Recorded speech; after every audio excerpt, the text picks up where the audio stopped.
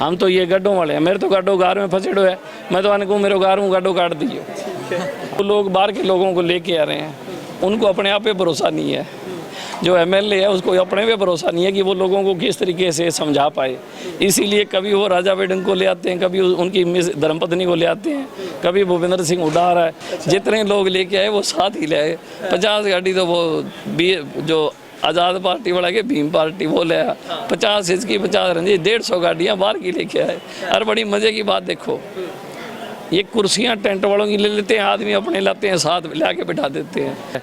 कि आदित्य ने 10 साल भरोसा कमाया, आदित्य के परिवार के लोगों ने, जो मेरे अजीज़ है, उन्होंने 10 साल पैसा कमाया।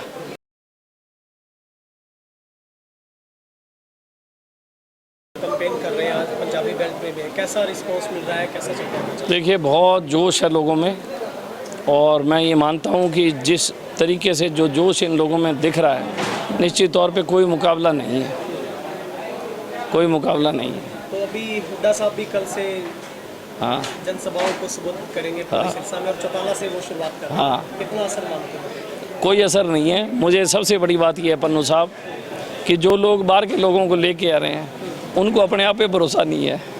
जो एमएलए है उसको अपने पे भरोसा नहीं है कि वो लोगों को किस तरीके से समझा पाए, इसीलिए कभी वो राजा वेडन को ले आते हैं, कभी उनकी मिस धर्मपत्नी को ले आते हैं, कभी भूपेंद्र सिंह हुड्डा आ रहा है। जो आदमी एमएलए बन गया हो उसको अपने पे भरोसा नहीं है भी अपनी जनता अपना साथ देगी, इसीलिए बाहर के लोगों को बुलाया जा रहा है। और बड़ी बात यह है कि जब भूपेंद्र सिंह हुड्डा चीफ मिनिस्टर थे, उन्होंने इस इलाके का ख्याल ही नहीं किया, तो लोग उनकी बात कैसे मान लेंगे? तो अभी कल हमने देखा कि चौधरी रणजीत चौटाला भी और भीम आर्मी के जो चंद्रशेखर आजाद है, उन्होंने बहुत लंबा चौड़ा काफिला निकाला, चौटाला जाके संपन्न किया। वो कल कह रहे थे कि अब तो ऐलान होना बाकी है, जीत तो सुनिश्चित हो गई है दिग्विजय की। वो ये कह रहे थे जीत आदित्य की सुनिश्चित है, ऐलान होना बाकी है। जितने लोग लेके आए वो साथ ही ले आए। 50 गाड़ी तो वो जो आज़ाद पार्टी वाला के भीम पार्टी वो ले आया, 50 इसकी 50 रंजी, 150 गाड़ियाँ बाहर की लेके आए। और बड़ी मज़े की बात देखो, ये कुर्सियाँ टेंट वालों की ले लेते हैं, आदमी अपने लाते हैं, साथ ला के बिठा देते हैं। यहाँ सारे लोकल लोग हैं, मेरे साथ कोई नहीं आया। तो अभी अपने भाषणों में चर्चा भी कर रहे हैं दिग्विजय सिंह चौटाला की, मेरे चाचा आदित्य कह रहे हैं कि पैसे हैं वो दिग्विजय से ले लो, वोट मेरे को। कोई गलत नहीं कह रहा, अगर उसके पास पैसे हैं तभी तो बोल रहा हूँ। मेरे पास नहीं है, इसमें कोई दो राय नहीं है। मैं तो लोगों को कहता हूँ भाई मेरे पास पैसे नहीं है, मेरे पास तो मेरी चमड़ी है। आपको लगे कि मैं काम कर सकता हूँ तो मुझे आशीर्वाद देना, आपको लगे मैं माड़ा हूँ तो भाई मेरी चमड़ी उधेड़ लेना, और तो मैं कुछ नहीं कह सकता। हाँ, इन लोगों के पास खूब पैसा है, बच्चे को पता है कि जो सरकार के साथ इनका गठबंधन था वो सिर्फ पैसों को लेके था। इसीलिए ऐसी घटनाएं जब घटी, कोई भी आंदोलन, कोई एजुटेशन हुआ, एक मुंह से लफ्ज़ नहीं निकाला। अजय सिंह चौटाला कहा करते थे ये तो बीमारी है, और आज उसी बीमारी के अंदर वो आ रहे हैं और लोगों का हाथ जोड़ रहे हैं। तो हम लोग तो बीमारी थे।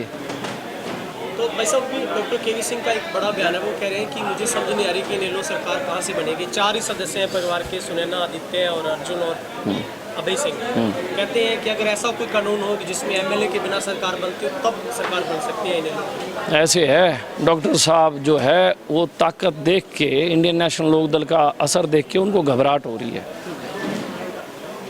डॉक्टर साहब को ये नहीं मालूम कि हरियाणा के अंदर चौधरी देवीलाल जी की सोच बहुत बड़ी है, लोग परिवार बहुत जुड़े हुए हैं। और जब ये एक मैसेज गया कि परिवार एक हुआ है, निश्चित तौर पे इन लोगों का ग्राफ बहुत ज़्यादा बड़ा है। हर क्षेत्र में पुराने लोग वापस इकट्ठे हो रहे हैं, और इंडियन नेशनल लोकदल की सरकार इसलिए बना रहे हैं क्योंकि उन्होंने कांग्रेस का राज देख लिया और बीजेपी का देख लिया।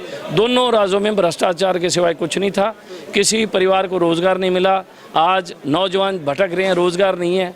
आज हमारी बेटियां पढ़ी लिखी भटक रही हैं, रोज़गार नहीं है। किसान भटक रहे हैं, पानी नहीं है, बहुत बुरे हाल हैं। बिजली की व्यवस्था चरम सीमा पे है, भ्रष्टाचार फैला हुआ है, कोई हालत नहीं है। इसीलिए उनको घबराहट हो रही है कि जब लोग इकट्ठे हो रहे हैं तो कहीं लोकदल की सरकार ना बन जाए, इसीलिए उल जुलूल बयानबाजी और बातें कर रहे हैं। भाई साहब, अभी शैलजा भी लगातार नाराज चल रहे हैं, उनको खट्टर साहब ने भी न्योता दिया है कि आप भाजपा में आइए, आपका पूरा मान सम्मान होगा। कल भीम आर्मी अध्यक्ष भी कह रहे थे कि शैलजा दलित होने के नाते उनको सम्मानित किया गया। देखिए, मैं उनके बारे में तो कुछ नहीं कहना चाहूँगा, कौन क्या कह रहा है, किससे है। ठीक है, बहुत अच्छी लीडर हैं और कांग्रेस में गुटबाजी है, इसमें कोई दो राय नहीं है। आपस में इनकी लड़ाई है, इनके मन भेद भी है और मतभेद भी है। जनता को पता है। अब वो अगर प्रचार में आएगी भी तो भी मैं समझता हूँ लोग मानेंगे नहीं। क्यों? क्योंकि बहुत बड़े मार्जिन से चुनाव जिताया था। जिताने के बाद लोगों से दूरियां चली गई। अब वो चुनाव में केवल वोट के टाइम आती हैं। तो मैं ये मानता हूँ कि उनको बगैर चुनाव के भी आना चाहिए। जनता हर चीज़ को समझती है और देख रही है। जो लोग जनता के बीच में रहते हैं लोग उनके साथ खड़े हैं। जो लोग बीच में नहीं है, जनता उनसे बहुत दूर है। आदित्य जी, आप में बड़ी फ्रेशनेस और आवाज़ में बड़ी बोल्डनेस नज़र आ रही है, तो क्या राज है, कितने आश्वस्त हैं आप? देखिए, मैं ऐसा नहीं कहता कि मेरे में कोई घमंड आया है। हाँ, जब मुझे लोगों के चेहरों पे खुशी दिखाई दे रही है और जब आम इंसान खुश हो तो मैं स्वाभाविक है मैं भी खुश होऊंगा उस बात से।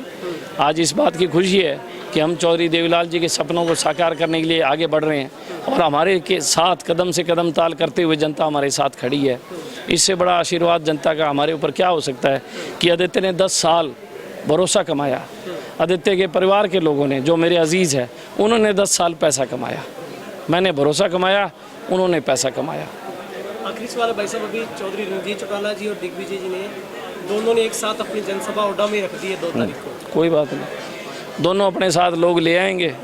एक रानिया से ले आएगा, एक वहाँ जींद और महेंद्रगढ़ भिवानी से ले आएगा। कोई दिक्कत नहीं, कोई दिक्कत नहीं। तो आपकी भाई साहब कोई बड़ी रैली जनसभा? नहीं, मैं तो छोटा आदमी हूँ और ये सारे छोटे छोटे लोगों में रहता हूँ। जो हमारे पास जितना सौदा है हम तो उतने चलते हैं। हमारे पास तो ट्रैक्टर ट्रॉली गड्ढे हैं। ये लैंड क्रूजर फॉर्च्यूनर हैं, ये तो हमारे पास नहीं है। ये प्राडो राडो, ये मर्सिडीज गाड़ियाँ, ऐसा नहीं है। हम तो ये गड्ढों वाले हैं। मेरे तो गड्ढों गार में फंसेड़ो है। मैं तो आने को मेरे गार में गड्ढों काट दियो।